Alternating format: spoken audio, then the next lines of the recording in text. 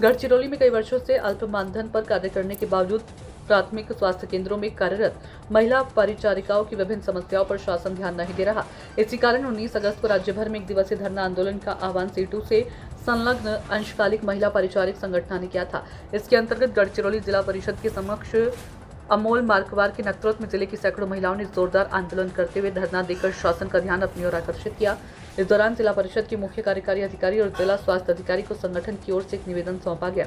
इसमें अंशकालिक महिला परिचारिकाओं को प्रतिमाह न्यूनतम वेतन 21,000 रुपये देने, संबंधित महिलाओं को चतुर्थ श्रेणी कर्मचारी का दर्जा देने, 59 वर्ष की आयु के बाद 5,000 रुपये पेंशन देने, अंशकालिक परिचारिकाओं को ग्रेच्युटी देने, बकाया मानधन शीघ्र देने, हर वर्ष भाई दूज पर 5,000 रुपये देने, बायोमेट्रिक की सख्ती न करने, आयुर्वेदिक और एलोपैथिक डिस्पेंसरी में अतिरिक्त सफाई का काम लिए जाने पर उसका पारिश्रमिक देने जैसी विभिन्न मांगे शामिल थी। आज जिल्हा परिषद कर्मचारी असो, स्टेटचा कर्मचारी असो, त्यांना आपल्या जिल्ह्यामध्ये एक स्तर मिळत आहे, म्हणजे कुठंतरी एक पदाचा त्यांना पदोन्नतीचा भाग म्हणून त्यांना वेतनवाढ जास्तची मिळत आहे। आज आम्ही 40 रुपयापासून आज 3,000 पर्यंत पोहोचलो, पण आम्हाला काहीच नाही।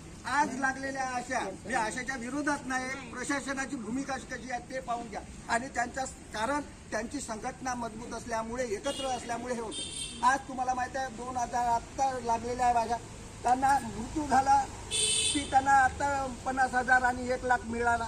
बरोबर आहे, तुम्हाला शासन निर्णय आपण त्यापुढं अगोदर सुद्धा आपण शिव साहेबांना निवेदन दिलं आहे। एवढंच आहे का माझं बनवून झालेलं आहे। तुमचा जो पेन्शनचा मुद्दा, आपला याचा मुद्दा होता विमाचा, सर आमची आज धानोऱ्याची तशीच घटना गेली।